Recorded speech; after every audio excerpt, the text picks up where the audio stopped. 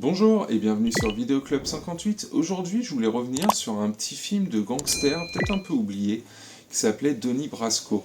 Alors Donnie Brasco, moi j'aimais bien ce film, c'était avec Al Pacino et Johnny Depp, et en fait on y suivait un agent du FBI infiltré pendant des années dans la mafia, et qui va essayer de gravir des échelons et de récolter le plus d'informations possible pour faire tomber tout un pan de la mafia. Alors, en quoi ce film il est bien Donnie Brasco? Bah déjà, j'aime beaucoup l'interprétation d'Al Pacino. Parce que Al Pacino, c'est vrai que quand on pense Al Pacino, mafia, bon, il y en a certains qui vont penser Scarface, mais concrètement, c'est pas vraiment la mafia, en tout cas pas celle dont je vous parle là.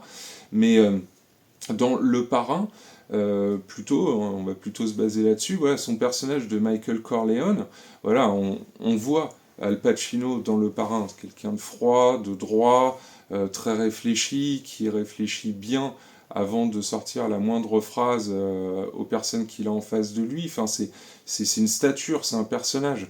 Et là, en fait, dans Donnie Brasco, j'aime bien Al Pacino dans celui-là parce que c'est complètement le contraire. Il est avachi, il s'est fait raser une partie des cheveux, voilà, pour montrer qu'il est vieillissant, qu'il se dégarnit. Il vit dans un tout petit appart, vraiment pas extraordinaire. Et ce que j'aime dans Donnie Brasco, c'est que justement, on va nous montrer un pan de la mafia qu'on n'est pas forcément habitué à voir, puisqu'on va nous montrer vraiment les tout petits. C'est-à-dire vraiment ceux en dessous encore des affranchis de Scorsese. Et même si le personnage en fait de Michael Madsen, excellent Michael Madsen, hein, comme d'hab hein, dans ce Donnie Brasco, lui on voit qu'il prend du galon en fait et puis qu'il va contrôler une partie de la ville, mais sinon c'est pas vraiment des gros quoi.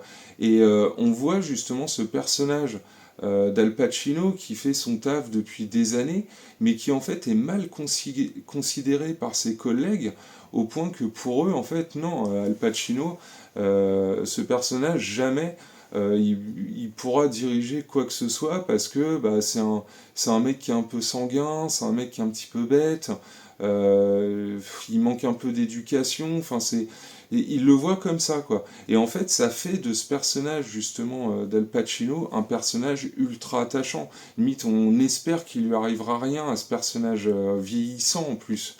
Quant au personnage de Johnny Depp, donc cet agent infiltré, alors Johnny Depp, moi je l'aime bien. C'est un acteur voilà, que j'aime bien en général.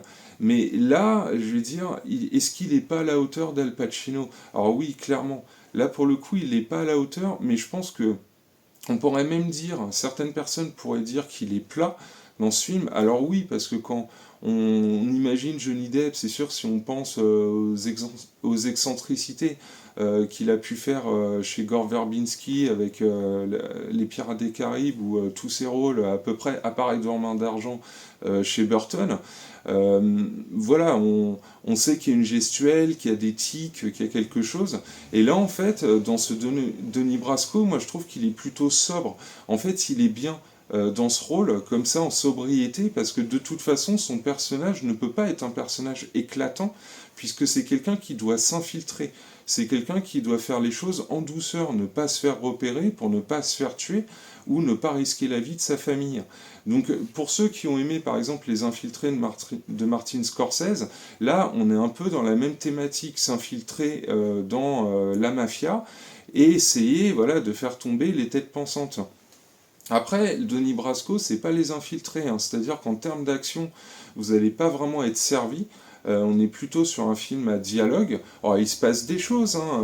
Il y a quand même voilà, des histoires, des querelles qui vous tiennent en haleine, mais c'est pas vraiment le sujet.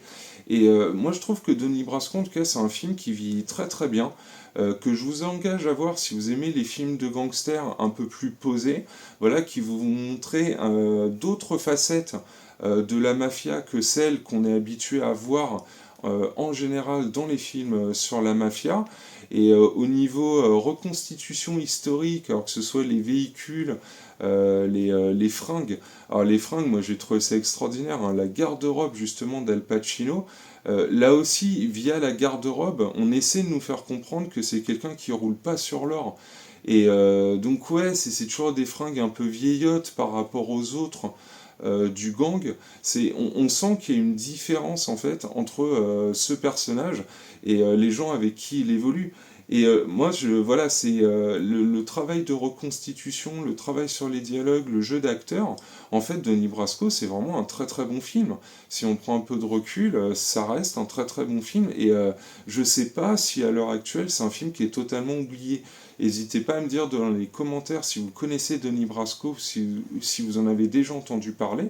Parce que si c'est un film qui est oublié, bah moi je trouve ça vraiment dommage parce que c'était une très très bonne proposition et vraiment un film qui a une certaine élégance que je trouve très intéressant pour ce qu'il a à nous raconter.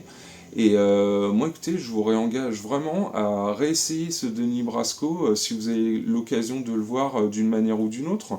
Et pour tous les fans de Johnny Depp, ça peut montrer aussi une autre facette de cet acteur qui a quand même joué avec des très grands noms et qui a réussi toujours à se mettre un peu à niveau. Je pense quand même que Johnny Depp est un acteur très intelligent parce que il s'est quand même retrouvé face par exemple à un Marlon Brando, hein, je m'en souviens, où voilà, il avait une prestation qui était très bonne, mais face à Marlon Brando, voilà, on sentait que plutôt il prenait de l'expérience de ces gars-là et que de toute façon, il pouvait pas utiliser ses mimiques habituelles pour tirer la couverture face à ces gars-là. C'est juste pas possible.